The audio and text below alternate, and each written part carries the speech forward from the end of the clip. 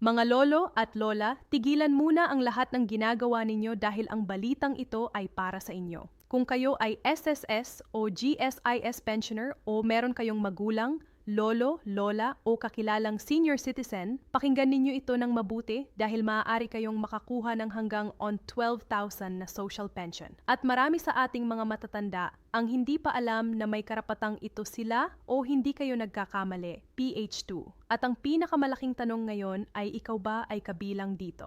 Dahil sa video na ito, ibibigay namin sa inyo ang buo at totoong impormasyon. Kung sino ang mga karapat-dapat, kung ano ang mga kailangan na dokumento, kung paano ang proseso ng pag-apply at kung kailan maaaring matanggap ang pera. Walang nakakalito, walang bitin, straight to the point para sa inyo. Huwag hayaang mawalan kayo ng benepisyong legally na para sa inyo. Ang ibang tao ay kumukuha na. Bakit hindi kayo? Maraming senior citizens ang napalampas na ang deadline dahil lang sa kakulangan ng impormasyon.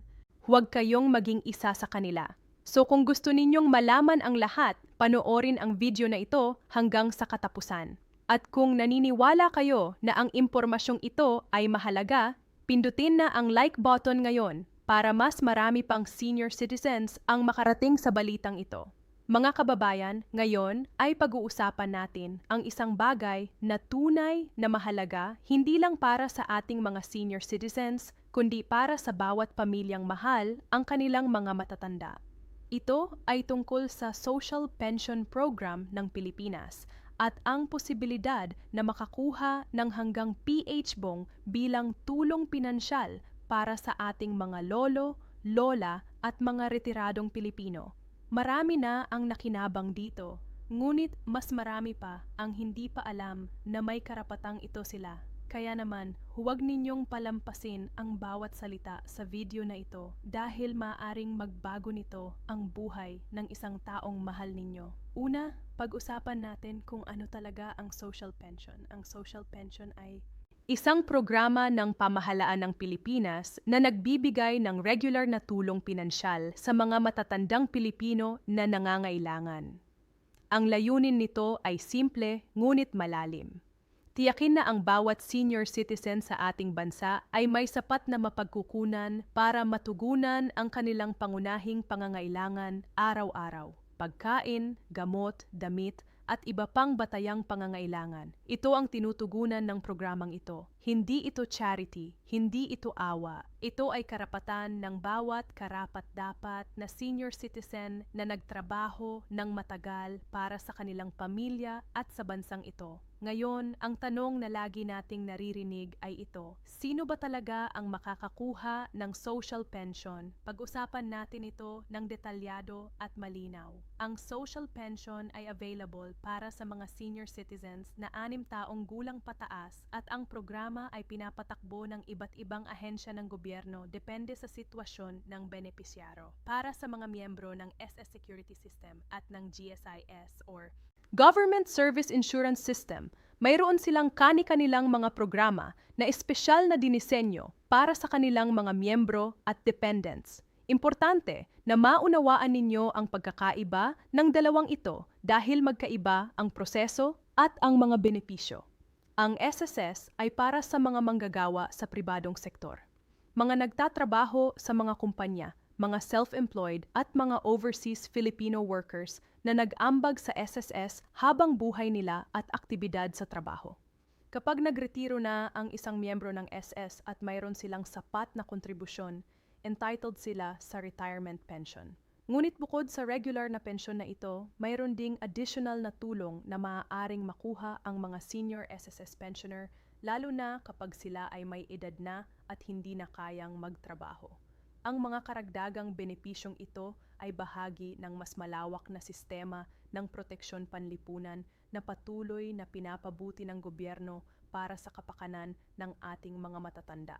Ang GS naman ay para sa mga empleyado ng gobyerno, ang mga nagtrabaho sa iba't ibang ahensya ng pamahalaan, mga guro sa pampublikong paaralan, mga pulis, mga sundalo, at iba pang civil servants na nagsilbi sa bansa sa loob ng maraming taon. Katulad ng SS, ang GSIS ay nagbibigay ng retirement pension sa mga miyembro nitong nagretiro na. At katulad din ng SSS, Mayroon ding espesyal na tulong na available para sa mga GSIS pensioner na nasa advanced na edad na at naghihirap na sa pananalapi. Kaya ngayon, naririnig ninyo ang 12,000 at marahil ay nagtatanong kayo kung paano ito nakukuha. Huwag kayong mag-alala dahil ipapaliwanag natin ito ng maayos.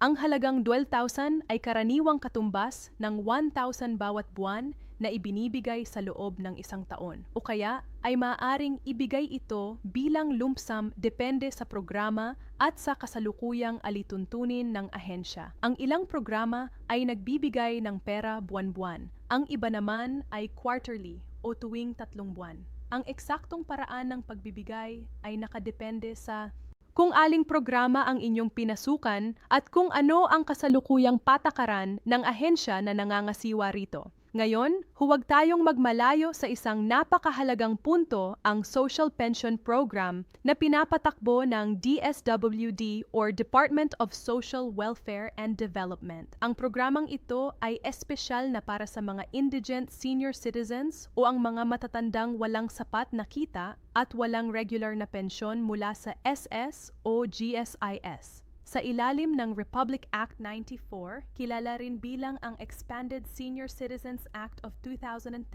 ang bawat indigent senior citizen ay may karapatang makatanggap ng VMI bawat buwan mula sa gobyerno. Ngunit narito ang magandang balita: sa ilang pagkakataon at sa ilang lugar sa buong bansa, ang halagang ito ay mas mataas na dahil sa karagdagang tulong mula sa lokal na pamahalaan. Kaya ang dweltisan na usapan natin ay hindi lang galing sa iisang pinagkukunan. Ito ay maaaring resulta ng iba't ibang benepisyo na pinagsama-sama para sa isang senior citizen. Isa pa sa mga mahalagang bagay na kailangan ninyong malaman ay ang tungkol sa SSS, death benefits at survivorship pension. Maraming byuda at byudo ang alam na kapag namatay ang kanilang asawang miyembro ng SS or GSIS, meron silang karapatang makatanggap ng pensyon bilang surviving spouse. Ito ay tinatawag na survivorship pension at ito ay isa sa mga pinaka-underutilized na benepisyo sa ating sistema ng Social Security. Kung ang inyong asawa ay naambagan sa SSS o GSIS at namatay na, pumunta na kayo sa pinakamalapit na SSS o GSIS branch at alamin kung kayo ay karapat-dapat sa survivorship pension. Ang pera ay para sa inyo. Huwag hayaang mapabayaan nito. Pag-usapan naman natin ang mga dokumento. Ito ang bahagi ng proseso na nagpapahinto sa maraming tao dahil iniisip nila na napakaraming kailangan at napakomplikado ng proseso. Pero huwag matakot. Hindi naman ganoon kakomplikado kung meron kayong tamang impormasyon. Para sa SS, kailangan ninyo ang inyong SSS ID o E6 Form Birth.